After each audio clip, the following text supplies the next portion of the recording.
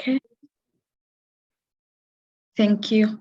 So the flow of events is that we'll have Investor at a Glance. That's just the introduction.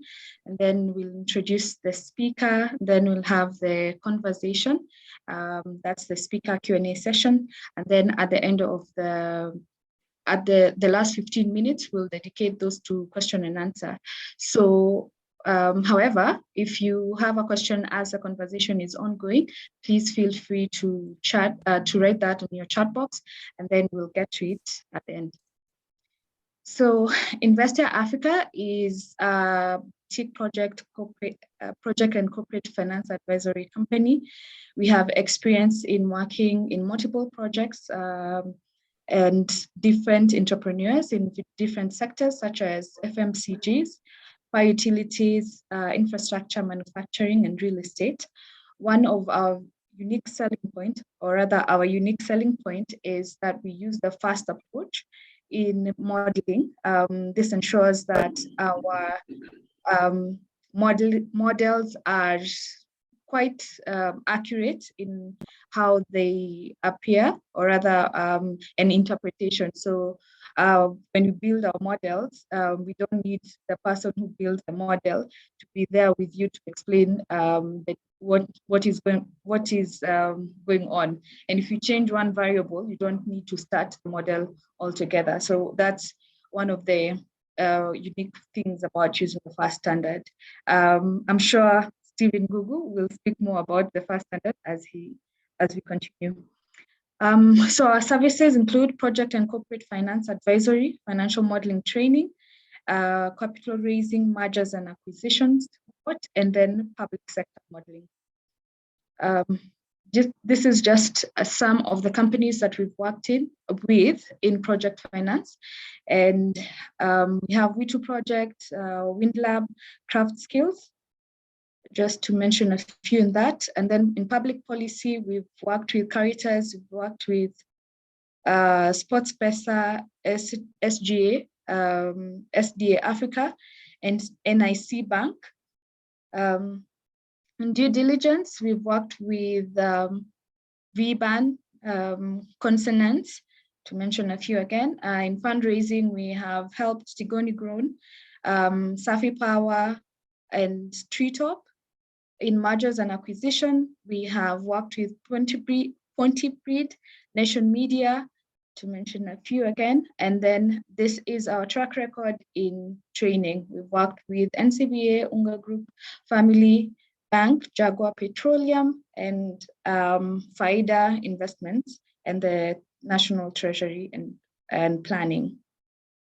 Why this series? The point of our webinar series is to inform and educate, support businesses and challenges that are facing, and then obviously networking, as Stephen Gugu has mentioned at the beginning of this session. So we encourage you to introduce yourself in the chat box and say what you do, and then so that we know who's in the room. We have been running the webinar series from the beginning of the year, and some of the topics that we have covered are Excel shortcuts, dashboards, strategy in turbulent times, role of PE and VCs in spurring the SME sector in Africa, mergers and acquisitions, financial modeling, audit and review, and debt management and structuring. You can find this in our YouTube channel. It's Investia Africa. If you search that on YouTube, you should find the various topics that we have covered. And also this session will be included in the YouTube channel. So I will invite Stephen, who's our moderator, Stephen Gugu, who is our moderator today. He's also the principal of Investia Africa and the founder of Victoria Ventures, to introduce our speaker today, who's Raymond Muchura, who is very accomplished, and I feel like I will not do justice if I begin to introduce him. So I will let Stephen Gugu take over from here. Thank you very much.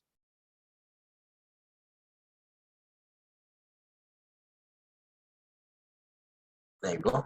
Thank you very much, Lian, for that introduction to Investia. we are very happy to have all of you join the session today. And I mean, as you've probably seen, we talk about different topics. IT is one that we've not handled before. You know, when we are hardcore finance people, we realize that it's not only hardcore finance that is required for business to be able to survive or to weather the storms or to be able to thrive. And so today I feel very fortunate to have Raymond Mutura in the house. Raymond Mutura is a friend, first of all. I've known him for a number of years. He's also a mentor to myself. But on top of that, he does very interesting things. He's a very experienced IT professional, and he'll speak more about his experience in a second. Over 26 years worth of experience in that. He's now in academics. He's pursuing his PhD, and he's pursuing his PhD in a topic that is very close to what we're discussing today, which is how, and Raymond, I hope I don't change the topic of your PhD in the process, but I know it's about how family businesses can use IT and technology to better thrive. I think that's how I've understood it when we discussed with him, but he'll do a better justice to that. So I feel very fortunate because he has the experience working from an IT perspective and looking at how IT has an impact in businesses. He's also now researching the same topic, so he brings various insights around that. So Raymond, welcome very much. It's a real pleasure to have you on board.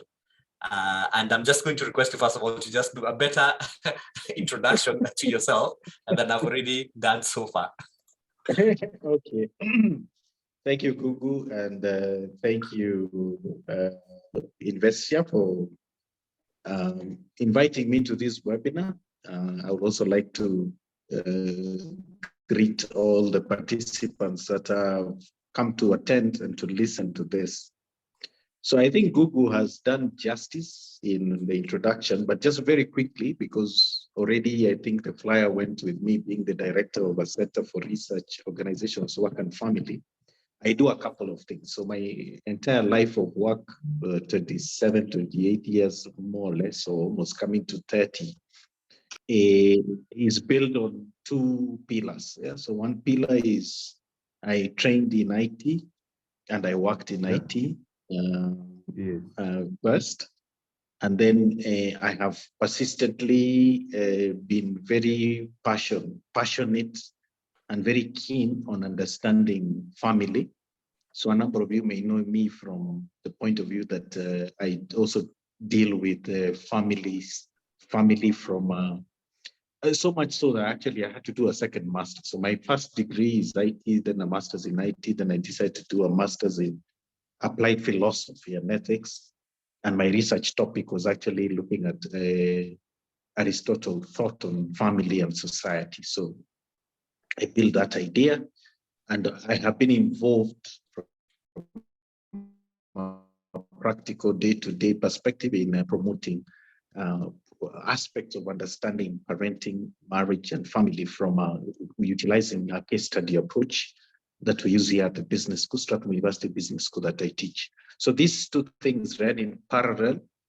And then when it came to doing my PhD, I was torn between going deeper into the philosophical perspective, but I was aware that it would make sense to reflect my thoughts in a business world that I've been involved in for some time.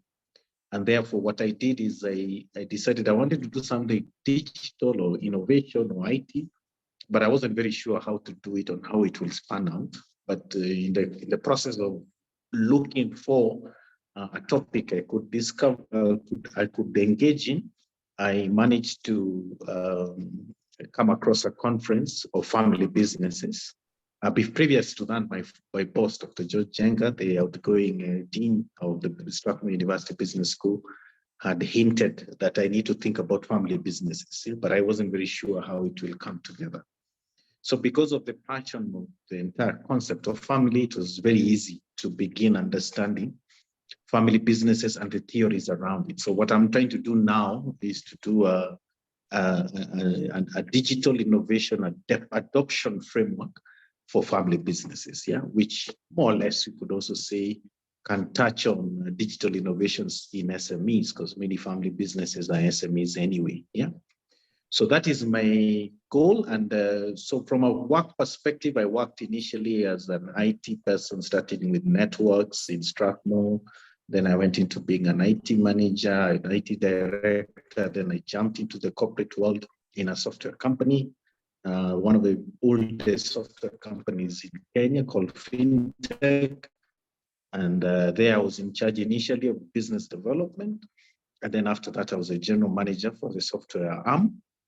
And we built software, three, you could say, suites of software. So we focused on channel, electronic banking and channel software suite. Then we had a specific back office product that banks use a lot for check and EFT processing. And then the third one, we built core banking and financial systems, initially targeting the microfinance and SACCOs. And then also over time, also we started building leasing software, leasing systems for banks and also institutions that deal with leasing. Yeah. So then after that, I decided, look, let me come back. I mean, I had enough of the corporate and said, okay, let me just finalize my quest for doing a PhD and teaching and researching and consulting. So that's what I'm doing. I hope it's clear to everyone now. Thank you very much. No, thank you, Raymond. And I hope everybody now realizes why we have you for today's session, because you have the experience, you're researching it, and of course, you have other thoughts that you can even incorporate on top of everything else. So thank you very much. Maybe then to the starting point, when people discuss the digital world, there can be a confusion of thinking we're just talking about maybe just IT, your typical IT department, right? Maybe we can start with that broad question of what's the digital world and how should an SME, a founder, appreciate this digital world? Okay, very good question. And I hope I won't go into too much detail because it is one of the questions I've been trying to ask myself, especially because I have gone through the experience of going through the IT world. So the best way to answer that question is to look at a kind of an evolution towards what has now become, people call it digital world. So if you look at it from an evolution point of view, we know the initial technology that was very critical was a communication technology. Yeah, so people were able to come with the telephone, and then it became a more sophisticated telephone system. And we know today it has become mobile. Yeah. Then at some point, there was also the need to interconnect people, interconnect buildings. So the initial evolution that came out of the telecommunication world was to eventually facilitate connectivity. Yeah, so initially it was phone, but over time and with the birth of the internet in 1996, it's as early as, it's very new. It's still a new world. So you eventually had to deal with connectivity. So we kind of began talking about information technology at that time. Yeah. So in the 90s, there was a lot of information technology. Yeah. What is the technology? The technology was to interconnect people. What was how do we move into interconnecting people? We started getting people to interconnect from phone to computers using phones. Yeah. Then the extension, the phone technology then started having to be converted to allow data. Then we got into modems. Then we got into satellite. And then we started getting into all these things of saying, local area networks, wide area networks, interconnecting companies, interconnecting the banks. And then the internet just nailed it. Now, when the internet nailed it in Kenya, I think more or less in the early 2000s, we relied, some of us were already there in the 90s, early 90s, we were connecting the entire, I used to work in the college. So we were connecting the entire college using a modem. And we had things that were called list lines. Okay, so list lines then allowed the interconnectivity of data. Yeah. So then modems, then after that, of course, the data needs, or rather the needs of ensuring digital technology or digital output and input is able to be communicated, kept growing. So as a university at that time, as a college, we were a college then, at that time, what we did is we invested in satellites, because then they could carry more data, okay?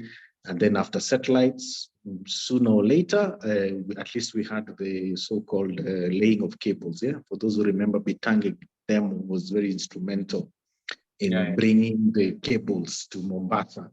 And then from there, things just went haywire. Yeah, as a country, Safaricom, which started as a department of telecom to deal with data, eventually went into another spiral of development to eventually bring mobile.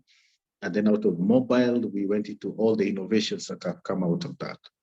So the whole world of digital is moving from infrastructural issues, because those were all infrastructure. We needed cables, we needed connectivity. That connectivity was in the form of cables. Then the technology of fiber came in, the technology of wireless came in. So in the first part of the 90s, 2000s was a lot more around the issue of the infrastructure of IT. Then now what has happened over time is that then we have developed very specific digital technologies. So people who have been looking at it moved out of infrastructural technologies, which was typically what would be called information technology, to digital technologies. And we are very aware of certain digital technologies that are very fundamental to running our business. Yeah, so we have, if you look at the ones that are very key in our part of the world, is mobile, is a digital technology by itself. Together with it comes social media and related technologies, is an entire technology by itself. Then there is cloud computing, and out of cloud computing and mobile, you're able to come up with mobile apps, and you start moving from relying your entire infrastructure or digital infrastructure locally or in-house. Yeah, because before, remember, people used to do these things in-house. So you can now look at you can take advantage of the different digital technologies that are out there. Yes. So today we are talking about digital innovations, really, yeah, which is actually the way I have framed my PhD. So what are digital innovations? These are innovations driven out of digital technologies. Okay. And then they have specific characteristics that you could say IT technology did not have, information technology did not have, or information systems did not have. Because information systems at some point, what happened is that people felt, okay, then we need to move from what people call analog to digital, which is moving from manual systems to digital systems. And therefore, I need to do something. I need to build a system. I need to build a system that will deal with transactions that I have to deal with on a day-to-day basis. So all that eventually has collapsed into what we are calling digital innovations. And you don't have to restrict being innovative by just using in-house efforts. You can take advantage of the digital technologies that are there. I hope that gives people a brief idea of the evolution in short. No, I love that evolution from mobile, cloud computing, mobile apps, and how things have gotten to a point that is digital. So let's try to contextualize. So we have SMEs in the room who are listening to the conversation, and so they're asking themselves, so if you take that broad view and try to contextualize it for my business, what role does this play? How important is this for me? Apart from the normal things, most people, they probably have an internet, sorry, they have a website, or maybe they don't even have a website, but they have an email address, and that's it. There's a number of SMEs who are operating at that level. And I guess the question is, why should they want to move higher? The mobile apps that you've spoken to, any additional apps that they need to do, why is it important for them? Okay, very good question. And when I was trying to think about it initially on my own, and then eventually when I was doing my PhD, I kept asking myself, so why should a company really worry about, taking advantage of this? So first of all, digital technologies by themselves and innovations are very pervasive. Inevitably, you have to get involved. And one of the other reasons you have to get involved is because your customers are anyway. So the customer is so exposed and so, you could say, has seen so much that if you're not going to be utilizing a strategy that gets you to think with digital innovations, with digital technologies in mind, sooner or later you will lose that customer, because there are so many other people who are willing to eventually accommodate that customer using digital technologies. So that is one. And then, of course, it makes things easy. So if you're able to synthesize things in such a way that you can have a dashboard that gives you one story instead of 50 stories from 50 people and everyone running around manually, then of course you're going to be more efficient if you're able to have a clear dashboard of everything. Yeah. And then thirdly, looking at the providers, your own providers, they have digitized. So a bank today will tell you, I can no longer serve you in a teller. So you have, inevitably, you have to go into all these proposals they have. You have to get into mobile banking, you have to get into internet banking. So I think now behind the fact that you're pushed, even if you don't want as a business, is now to see, how can I now take advantage? How can I take advantage of the relationship I have with the bank exposing its digital innovations to me in the form of internet banking or in the form of mobile banking? All these companies that have come to facilitate easy payments, how can I take advantage of a payment strategy? How am I going to facilitate delivery, you could say electronic channels of different channels for my payments? How am I going to facilitate revenues? Yeah. So I have providers I have to pay. I have customers who have to pay me. So how am I going to ensure that the revenue is authentic? It makes sense. We don't have to go into reconciliations, headaches forever. It's clear, and we can clearly eventually understand what product is bringing what revenue, because all these things are possible with technology. And then, because what happens with the technology is that it makes things easy. And then what it does, if you're clever, is that it brings you the data. That's why we say today that data is a new oil. Yeah, that is what people have been claiming. And now we are beginning to hear another area of IT called data science. The need to do analytics, so that then I can be able to get insights from all this data that has been collected, and from that I can make decisions. Yeah. So inevitably, if you are not there, you will be forced to be there. But I think what is critical is for SMEs to see, okay, so how can I take advantage of the digital world? Yeah. No, and I like how you've categorized the reasons why this is critical, that there's an external push, but there's also the benefits, right? The efficiency, the data that you're able to get. I like that point around data quite a bit, because you get to understand your customers much better, understand your business much better, and so forth. Now, of course, one of the key reasons why people don't go for this, even after they know all these benefits, is that there's a perceived cost. Yeah, cost benefit. There's first is the element around learning, that you have to learn a new system, and the time you're just like, it's working right now. Why should I force myself to, And then there's the actual cost that you have to subscribe. You have to pay for some of these softwares, and they're not cheap, right? And so while you see the benefit, you're just like, so how does then an entrepreneur think about this? This cost benefit analysis, we're saying there's all these benefits. Some of them are intangible because it's working. And a number of SMBs will say it's working. My customers still come. If I don't understand it, they still come. But there's a benefit and there's a cost of the other. And how does someone think about that? Well, I think just like any other business and how it is driven, you always think about what is your strategy. So what is my business strategy? What do I want to do? So one has to be able to write that very clearly and say, this is what I want to do. I want to do X, Y, Z. And I can foresee if I do X, Y, Z, I'm going to either grow, or I'm going to retain customers, or I'm going to have a good customer service. So there is, of course, for any business, a strategy, a business strategy. Yeah. So what then you cannot ignore is that in this world, you also have to take a kind of a digital strategy that, of course, is aligned to your business strategy. And you have to be able to ask yourself all those questions. Yeah, that look, if we want to do this, we must try and see what digital technologies can do.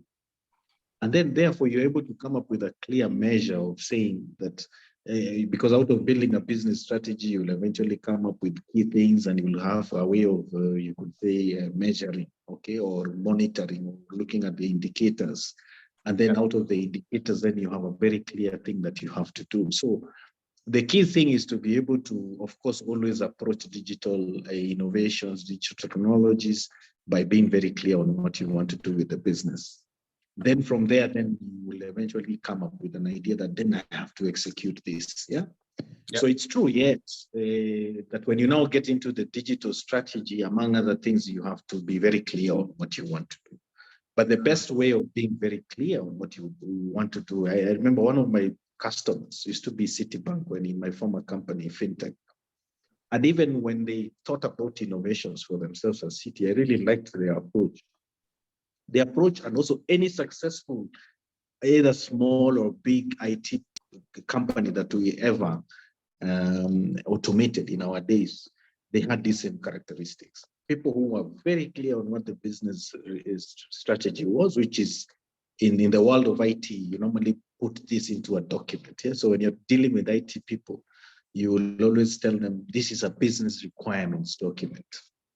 So the business requirement document comes clearly to explain these are our processes, and this is what we want to do in the process, and this is the benefits we will achieve in doing these things. So it's clear. And then out of that, then you're able to come up with your digital strategy and say, then we will use this, or you can have that as a way of conversing with the different people, or looking at the features of the different system and solutions that are there to see whether they fit into your business requirements. Yeah.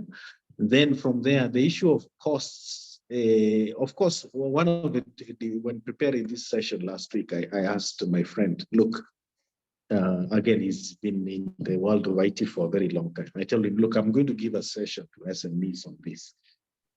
From a digital technology perspective, and if we look at our country, there are a lot of benefits that are coming out of just the M-Pesa system and the M-Pesa innovation.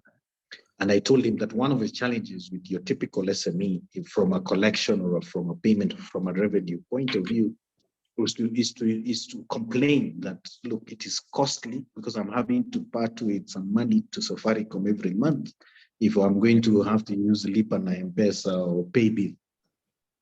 But then he asked me a very silly and simple question, which I would also ask everyone who is here. What is the alternative?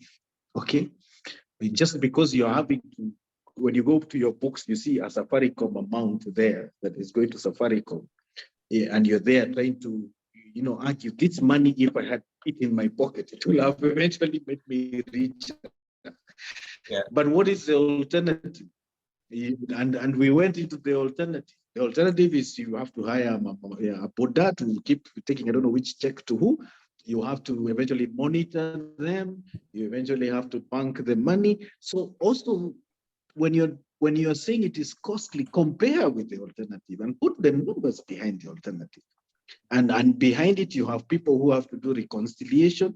So put all that together so that you're comparing like with like, I'm not just saying, look, from now on, since I started doing transactions with the M-Pesa, I have a problem because then I'm having to pay Safaricom or whoever is representing Safaricom so much money. So I think we need to look at the business conversation, because I think that is what we miss sometimes. We are only having a technical or a digital conversation, or sometimes you may get some of us who are selling software who would come and convince you how much we are going to sell you. Because also I remember one of the things that, and again, as I'm telling you, Citibank was always very conservative as a bank for us when we were there thinking, okay, so they would go for months trying to develop a PR, a business requirements document, not come to tell me now we have a new feature, you should upgrade. That is not a good enough reason for me to go to the next high of technology. I have to commit it to a business requirements document. I like that. At times we forget about the costs of the as-is situation, and I like. I never even thought about it. You know, if you didn't have M-Pesa, what you'd have to do, for argument's sake, to be able to make sure that transactions are reconciled, they happen, and so forth. Now, there's of course the other cost, Raymond, which is learning, right? There's a number of entrepreneurs who are advanced in age. They are, you know, they've not been keeping up with, I don't know, with Teams, with Slack, with QuickBooks, with all these different, you know, and the tools are coming. You know, every other day there's a tool that is making things more efficient on this level and on this level. And you know, as an SME at times, you're just like, I just can't keep up, right? How does someone then deal with this cost of learning, where at times you feel that then when you seed out so much information, then it's to a certain extent you almost then don't understand what is behind that, especially if you're not willing to dedicate the time. And I don't know, because it is a question that we've seen with entrepreneurs at times, where you're trying to tell them this system is really good to use, but they're just like, no, but you know, why? I don't want to learn. Yeah. So I remember again, the most successful companies would eventually provide our solutions. We are very thorough in these things. So after going through a process of going through a clear business requirements document, and eventually you probably then get people who tender or respond to your requests based on your BRD, your business requirements document. One other feature of beginning to facilitate training was to ask for demos. Yeah, I want to see the demo of your system. And after that, sometimes what they would do is they would be very clear on a demo script. And you know, a demo script, you're looking at the business process. You're not interested in the technology. And the ones who are even more demanding would give you a scenario. Demonstrate to me this scenario of I want to do this payment, and I want to see how you eventually process it. Yeah. So I think this is critical, because then it begins, you could say, committing your investment in a particular technology to something that is answering your needs. Otherwise, going with bells and whistles, it looks nice and that's not enough. And even cloud solutions that you may find in the internet, sometimes you may find that some of them have a demo feature or a trial feature. So that then you maybe internally, if you're not able to go through a comprehensive demo process with the actual vendors of the software, then at least you can have internal staff or internal people who understand technology being able to take you through that process of understanding how does it answer this business problem or this other business problem. So we shouldn't be shy to document exactly what we want automated, okay? And we shouldn't be shy to go with this scorecard, this demo script, or this business requirements document, or these scenarios that we want for our business in any of these institutions. And if we need to, if we probably are feeling, look, these things of technology are too much, at least get somebody who knows these things, but then these are the questions you need to ask them. Give me a business justification that is following this path. We have to have a business strategy. We have to have eventually the digital strategy, which you can give me different options and different solutions, but demonstrate to me how we are managing our scenarios, how we are going to fulfill the business requirements. So this is critical. Yeah. Otherwise, then we go for everything and it doesn't make sense, and things are expensive and they don't work sometimes for you. Then you're wondering, why did I invest so much money on it? So we have to do a bit more homework on that. Yeah. And I think, Raymond, you know, the point that we're discussing is made more complex by the fact that if you look at how the environment, there's a time where everything was custom made, where when you needed something, you went and got it custom made. And this is where the fear I see with most SMEs comes in. But right now, it's like we have this software as a service. And when you go for software as a service, it's created for a certain type of a business, which at times you don't fit exactly. But then you look at 5 different softwares and they don't fit what you want. But the good thing is that if you subscribe to it, it's $5 per month or per user, whatever it is. But if you're to buy the entire system, it's going to cost you a significant amount of money. And I think that, and I don't know whether there's an answer here. In this world where we're dealing mostly with off-the-shelf products, not with custom-made products, how does then an SME, and there are also options to customize, perhaps? I don't know. Yeah. Okay. So, of course, in the bouquet of all these different systems that you need for a business, you need to think about it in a systematic way. So, one of the things you have to answer is, what is your core or back office system? So, your core back office system is fundamental for you. And here you need to be clear on whether it's able to address a lot of your back office issues. So, typically for your SMEs, would be a form of an ERP, okay, form of a system that can deal with aspects to do with account, finance, HR, a bit of inventory, some element of inventory and stores. That is a bit of the core. If you have a bit of a manufacturing process, you may want to think about something around that manufacturing process. Yeah. So one has to think at how they are going to deal with the core system. But what is critical is that you have to keep the core system there, and then everything else needs to be able to talk to the core system as much as possible, so that then you don't have a duplication of systems that don't eventually report to the core system. So between the core system and all these other systems that are there, one has to really think about that interface. Yeah. So that interface is where you have to think about. And there sometimes you may want to consult a technical person to try and understand. So these core systems, what do they have available that can help me to add on other things? Yeah. Okay. People will tell you about APIs, or people will tell you about, so like, for example, Safaricom system, what they have done is that they have opened the possibility of the interface into some, the product, for those who are technical, is the Raja API.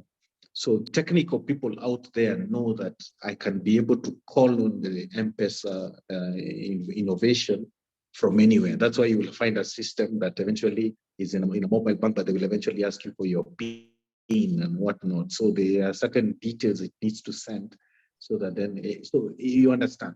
So there is the core, and then now there is all the other systems that you have to think about. So, so how do you, of course, in the world of cloud, things are a bit tricky, because then you don't have, like in my former company, we were a software development house, so we build things ourselves. But these days, as you argue, there's a lot of, you could say, cloud-based solutions.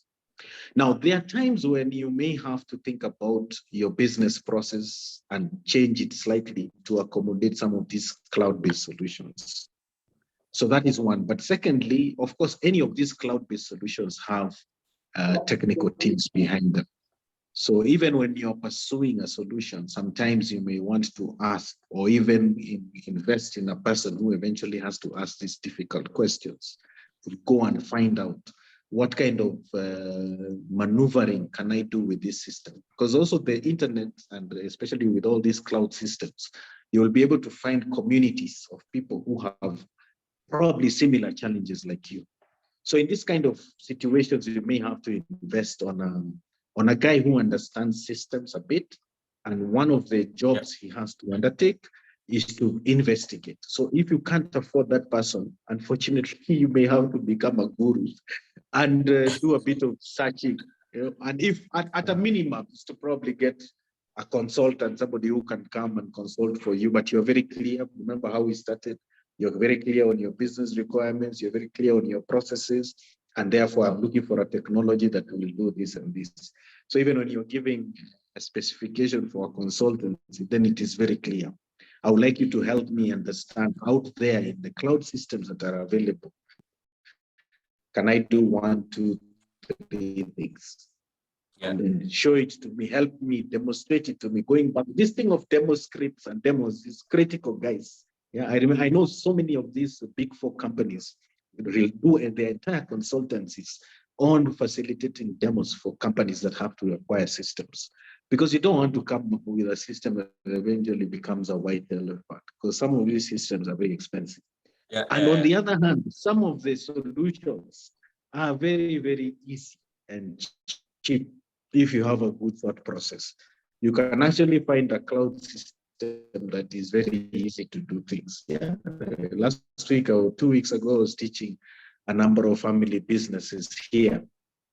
And one of them who are getting 2 of them. So one is, and for the longest time, the gentleman was telling me he actually got a system of maximum 30,000 Kenya shillings from the cloud that has been working for them as an ERP for this consultancy, for this construction company.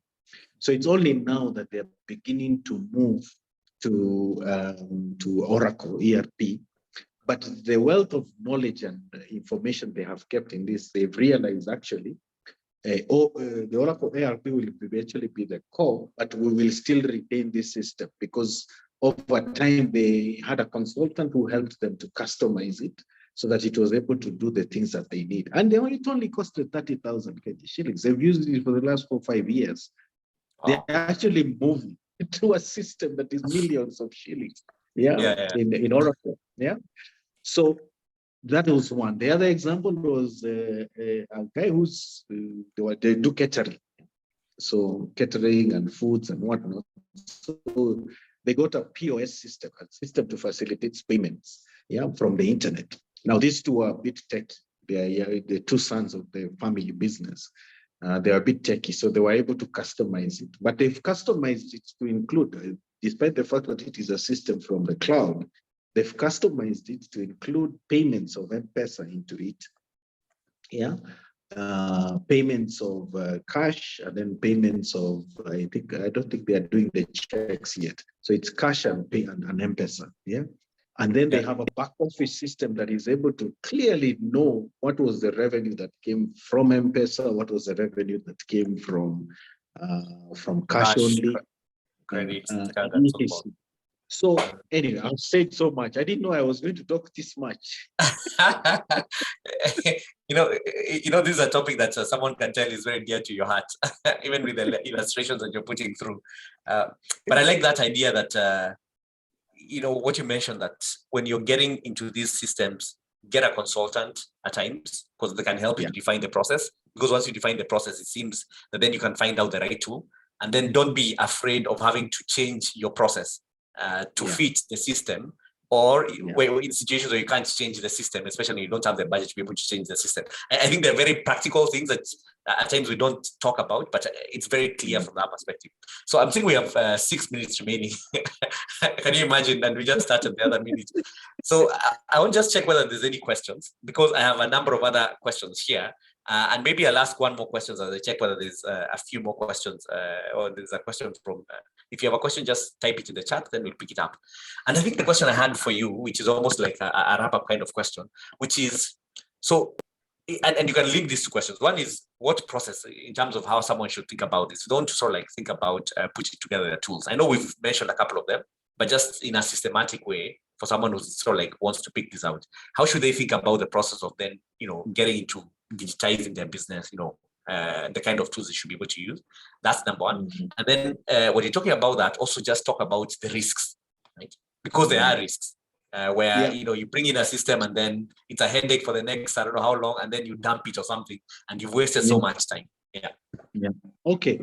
So I don't know whether you are asking for specific IT systems that are there, or specific innovations that are there. But from a process point of view, what I said is, first, be very clear on your business strategy, and out of it, generate a business requirements document, communicate these business requirement documents in your tenders, RFPs, or have a consultant utilize it to look around for what you may want to automate with. When you have to engage an IT company, or if you have to go into if you have to go into now implement, you could say, adoption of that particular tool, you have to always create a project. Yeah, so you have to have a very clear project plan, and in there you have to be very clear on the scope, which will have come from your BRD. You have to be very clear on the time, so you have either your business consultant will help you or your in-house IT person will help you with a clear plan on how we are going to do this. And then, of course, you have to deal with the budget. So a clear project. Every time you do a little something, get into a project, okay, that eventually is clearly defined, and the activities are clearly defined, and who is going to do what is clearly defined. Otherwise, this thing of just running around and hoping for the best is not going to help. So it's good best practice to do that. Then what you will notice in this part of the world now, there are a lot of cloud systems, and there are a lot of cloud ERP systems that are available. So one can think about them. Yeah. So there is Zoho now. I think they've set up base in Kenya. In fact, my friend that I started with, we eventually we asked Zoho we were discussing with them to see what they have. There's Odoo that has been all over the place in Billboard. You have seen that they are saying they are an ERP system. Of course, we know the traditional old systems, Oracle, ERP. Now I think they have a business. They have an SME version or something that is for customized for SMEs. And then we need to also take advantage of all these, within the Google world, there's a lot of systems. Yeah? So one needs to be able to take advantage of all those Google products. And in here, I know there are companies like Power IT that focus on Google Cloud. So looking at a way to ensure your documents are secured, etc., they are saved properly, etc., and then all the other products that are coming out, yeah, because these people are beginning to build a number of other products. So don't look at Google or Microsoft the way you traditionally looked at them, but they are only doing Office, okay, or they are only helping me with documents and spreadsheets. These guys have developed many other systems, which sometimes are actually free to an extent. I'm not free from the point of view that it is too easy, but they require you to use them, if you want to put it that way. Yeah, and then eventually you can gradually go into more features. So look at this solution. Then we shouldn't forget to take advantage of one of those days when we used to build systems for banks. One of the things that we eventually started doing for SMEs, because these were certain banks that were very key on saying, I don't want to just automate the process of funds transfers or the process of money between banks. I want to create an entire payment platform, an entire bulk payment platform. So for many of the banks, by the time I left, which was in 2019, many of the banks have built very robust internet banking systems and mobile banking systems that can do things for you. Yeah, so you can do payments, you can facilitate revenues. You have this back office that is able to help you understand your payments and revenues, and so take advantage of being an SME and asking the bank this kind of questions. What else can you do? What else can this internet banking do? Yeah, so that it is not just saying we are only doing money transfers or I'm doing checks or no. What other things can I do out of a bulk payment process? Then, of course, the other thing we cannot ignore is the entire M-Pesa system. Of course, one of the clever ways banks now are getting to these things is that they can offer you, for example, a pay bill, and that cost is not borne. The cost is a free service from the bank. So you can look at some of the banks that are there to see the ones that are giving you the pay bill approach, so that then you don't have to deal with the transactional fee on a day-to-day basis. So there you can save some costs and just focus on a bank-related cost, which probably is a monthly ledger fee or something. Yeah. So we shouldn't underestimate this technology called M-Pesa and whatever avenues it has opened for us and what we can do to take advantage of it. Of course, there are specific payment companies, okay, that have dealt with these kind of solutions. We know of Cellulant, which was built by my former classmate in school, and he's created an entire payment system. So again, For those who knew cellular, those early years was a ring company. It's no longer a ring company, ringtone company. It's a whole payment infrastructure, okay, that eventually talks to all manner of mobile networks, all manner of banks, all manner of potential providers that are within an ecosystem. Yeah. Thank you. PAL, again, another my former company. Yeah, okay, many things. I have said many things. And thanks for sharing those specific tools. I think Zoho is one of those that people have not explored, and it's very tailored for SMEs. I've not interacted with the Odo yet, but it's good to sort of like have those that people can be able to look at. And I think, you can Google these items and you'll be able to find them online. Raymond, can you believe we've run out of time? We just started, and I feel like we're just about to finish. And unfortunately, we will not even ask any questions from the attendees, because I think probably asked all the questions. So I'd like you just to make closing remarks, right? Based on our topic today. Are there sort of like some burning items that you want to put out there for people to think about out of your reflections through your PhD, through your experience, and so forth? Yeah, I think the one you raised that I did answer that question was about security. So, of course, cybersecurity is going to be a key topic.